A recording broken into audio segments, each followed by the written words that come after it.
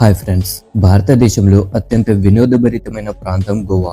గోవా అద్భుతమైన బీచులకు, ప్రకృతి అందాలకు నిలువెత్తు నిదర్శనం. ప్రపంచ దేశాల్లోని పర్యాటక ప్రాంతాల్లో గోవాకి ఓ ప్రత్యేకమైన గుర్తింపు ఉంది. ఇక్కడి పర్యాటక ఆనందభరితమైన ప్రదేశాలు ప్రతి ఒక్కరిని ఆహ్లాదింపజేసే విధంగా ఉంటాయి. ప్రతి ఒక్కరూ తమ జీవితంలో ఒక్కసారి అయినా వెళ్ళాలని అనుకునేటటువంటి ప్రదేశాల్లో గోవా ఒకటి. అయితే మనకు గోవా గురించి ఆన్లైన్లో దొరికే విషయాలు చాలా కొద్ది మాత్రమే. కానీ గోవా గురించి మనకు తెలియని విషయాలు చాలా ఉన్నాయి. 150 సంవత్సరాల క్రితం నాటి మృతదేహం ఇక్కడ ఇంకా ప్రదర్శనలో ఉంది అంటే మీరు నమ్ముతారా? చాలా మందికి ఇది వినడానికి చాలా విచిత్రంగా అనిపించవచ్చు. కానీ గోవాలో మాత్రం 150 సంవత్సరాల పురాతన శరీరం ఇంకా ప్రదర్శనలో ఉంది. మరియు ఇక్కడే ఆసియాలోనే అతిపెద్ద ఫ్లోటింగ్ క్యాసినో కూడా ఉంది. ఇక్కడే ఆసియాలోనే అతిపెద్ద జార్జ్ కూడా చూసేందుకు లభిస్తుంది. ఈ రాష్ట్రంలో స్వాతంత్ర దినోత్సవాన్ని ఒకటి కాదు 2 సార్లు జరుపుకుంటారు. ఈ రాష్ట్ర ప్రజలకు 2 జాతీయ నాగరికతలు ఉంటాయి. అలాగే 2 దేశాల పాస్పోర్టులు కూడా ఉన్నాయి. ఈ విధంగా గోవా గురించి చెప్పుకుంటూ పోతే మనకు తెలియని విషయాలు ఎన్నో వెలుగులోకి వస్తాయి. కావున మనం ఈ వీడియోలో గోవా గురించి ఎవరికి తెలియనటువంటి కొన్ని ఆసక్తికరమైన విషయాల గురించి తెలుసుకునే ప్రయత్నం చేద్దాం. ఫ్రెండ్స్, వీడియో చాలా ఇన్ఫర్మేటివ్ గా ఉంటుంది. సో లాస్ట్ వరకు చూసి నచ్చితే ఒక లైక్ చేయండి చాలు.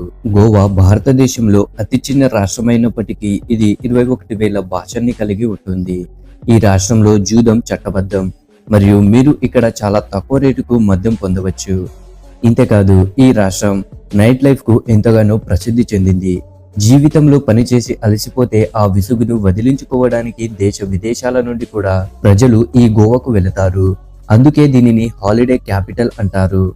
భారతదేశంలో అతి చిన్న రాష్ట్రమైన గోవా బీచ్లకు ఎంత ప్రసిద్ధి చెందిందో నగ్నత్వానికి కూడా అంతే ప్రసిద్ధి చెందింది.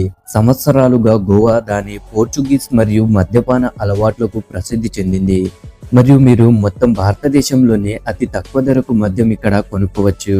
ఇక్కడికి వెళితే ఇండియాలో ఉన్న ఏదో పరాయి పాశ్చాత్య దేశంలో ఉన్నట్లే ఫీల్ అవుతారు. దీనికి కారణం ఇక్కడి పోర్చుగీసు సంస్కృతి. గోవా నైట్ లైఫ్ టీనేజర్లలో బాగా ప్రాచుర్యం పొందింది. ఇక్కడ 24 గంటలు ఆనందానికి కొదువ ఉండదు. గోవాలో అత్యధిక సంఖ్యలో విదేశీయులు అంటే రష్యన్లు ఉంటారు. గోవాలోని కొన్ని బీచ్లకు వారి స్వంత దర్బార్ కూడా ఉంటుంది.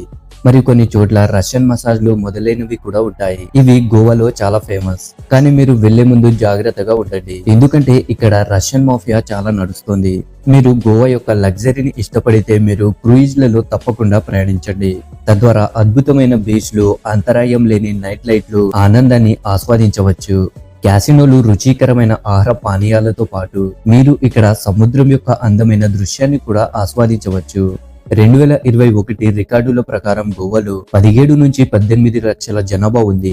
కానీ ఈ ఏడాది విదేశాల నుంచి రాష్ట్రం వెలుపల ఉన్న జనాభా కంటే రెట్టింపు మంది ఈ చిన్న రాష్ట్రానికి వస్తున్నారు.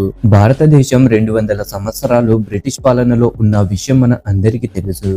కానీ భారతదేశానికి స్వాతంత్రం వచ్చినప్పుడు గోవాకి మాత్రం స్వాతంత్రం రాలేదు. అయితే గోవా 450 సంవత్సరాల పాటు పోర్చుగీసు పాలనలో ఉంది.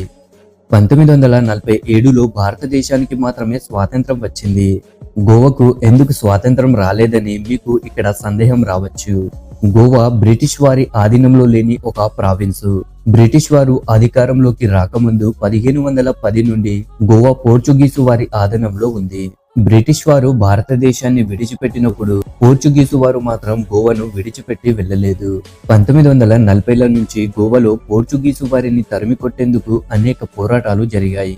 అయితే భారతదేశానికి స్వాతంత్రం వచ్చిన తరువాత సర్దార్ వల్లభాయ్ పటేల్ పోర్చుగీసు వారితో అనేక చర్చలు జరిపారు. కానీ అవన్నీ విఫలం కావడంతో చివరి ప్రయత్నంగా సైనిక చర్య ద్వారా గోవాను స్వాధీనం చేసుకోవాలని భారత ప్రభుత్వం నిర్ణయిస్తుంది. 1961 డిసెంబర్ 8న భారత సైన్యం, నౌకాదళం, వైమానిక దళాలు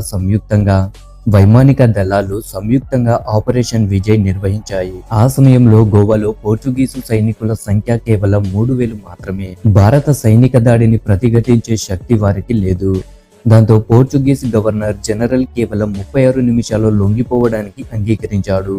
గోవాలోని సెక్రటరీ హౌస్ ముందు పోర్చుగీస్ జెండాను దించి శాంతి చిహ్నంగా తెల్ల జెండాను ఎగురవేశారు. మరుసటి రోజు అంటే డిసెంబర్ 19న భారత సైనిక అధికారి మేజర్ జనరల్ క్యాండిడ్ సెక్రటేరియట్ ముందు భారత జాతీయ పతాకాన్ని ఎగురవేయడం ద్వారా గోవా అధికారికంగా భారత యూనియన్ లో విలీనం చేయబడింది. ఈ కారణంగానే గోవా ప్రజలు సంవత్సరానికి 2 సార్లు ఆగస్టు 15 మరియు డిసెంబర్ 19న స్వాతంత్ర దినోత్సవాన్ని జరుపుకుంటారు. పోర్చుగీసు వారు భారతదేశానికి వచ్చినప్పుడు వారు తమ కుటుంబాలతో అంటే వారి భార్యతో, వారి స్నేహితురాళ్లతో లేదా వారి మహిళలతో రాలేదు. ఎందుకంటే వారు తమ లైంగిక ఆపత్తి కోసం భారతీయ మహిళలను వాడుకున్నారు. అందుకే అప్పటి నుంచి గోవాలో వ్యభిచారం కొనసాగుతోంది. ముఖ్యంగా వాస్కో సమీపంలోని బైనా బీచ్ వ్యభిచార కార్యక్రమాలకు ప్రసిద్ధి చెందింది. పోర్చుగీసు వారు గోవాను విడిచి వెళ్లిన తరువాత 80s నుండి 90s వరకు కూడా బైనా బీచ్ నైట్ లైఫ్ కూడా ప్రసిద్ధి చెందింది. దేశ విదేశాల నుండి వచ్చే పర్యాటకులు మొదటగా వెళ్ళడానికి కోరుకునే ప్రాంతం ఇదే. కానీ కాలక్రమేణా కొత్త ప్రభుత్వం అధికారంలోకి వచ్చాక ఈ అక్రమ కార్యకలాపాలకు అడ్డుకట్ట పడింది. ఇప్పుడు ఇక్కడ అలాంటి వ్యభిచారం ఆనవాళ్లు కనిపించవు. గోవా ఆర్థిక వ్యవస్థ ఎక్కువగా పర్యాటకులపై మరియు మద్యంపైనే ఆధారపడి ఉంది. ఇక్కడ మద్యం మొత్తం దేశంలోనే అతి తక్కువ రేటుకు లభిస్తుంది. అందుకే లక్షలాది మంది మద్యం ప్రియులు ప్రతి సంవత్సరం కనీసం ఒక్కసారైనా గోవాను సందర్శించుకోవడానికి ఇష్టపడతారు. మీరు కూడా గోవా వెళ్ళాలని ప్లాన్ చేసుకుంటున్నారా? అయితే మనలో ప్రతి ఒక్కరికి గోవా వెళ్ళాలని కోరిక ఉంటుంది.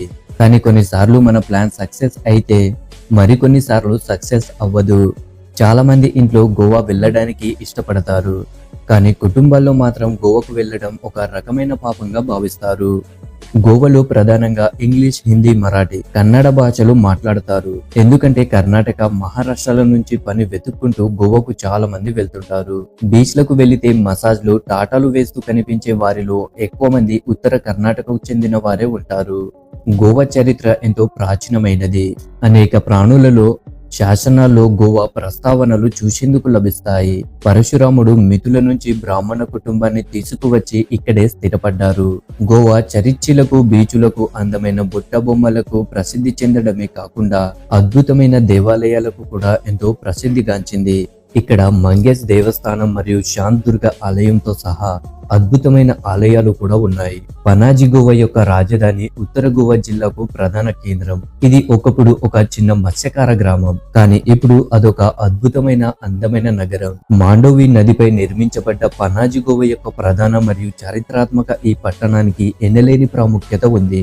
ఇక్కడ చాలా చర్చిలు, పురాతన భవనాలు, అందమైన బీచ్లను మనం చూడవచ్చు. ఒకవేళ మీలో ఎవరైనా గోవాకి వెళ్ళాలని అనుకుంటే సాధ్యమైనంత వరకు నవంబర్ నుండి ఏప్రిల్ వరకు గోవా పర్యటన గురించి ఆలోచించడం మంచిది. సో ఫ్రెండ్స్, మీలో ఎంతమందికి గోవా వెళ్ళాలని ఆశ ఉందో మాకు కామెంట్ చేసి చెప్పండి. మరియు అదే విధంగా వీడియో నచ్చితే లైక్ చేసి ఇటువంటి మరిన్ని వీడియోలు చూడడానికి మా ఛానల్ ని ఇప్పుడే సబ్స్క్రైబ్ చేసుకొని పక్కనే ఉన్నటువంటి గంట సింబల్ ని కూడా యాక్టివేట్ చేసుకోండి. దాంతో మా వీడియోస్ అన్ని మిస్ కాకుండా మీరే ఫస్ట్ చూడవచ్చు. Thank you friends, thank you for watching.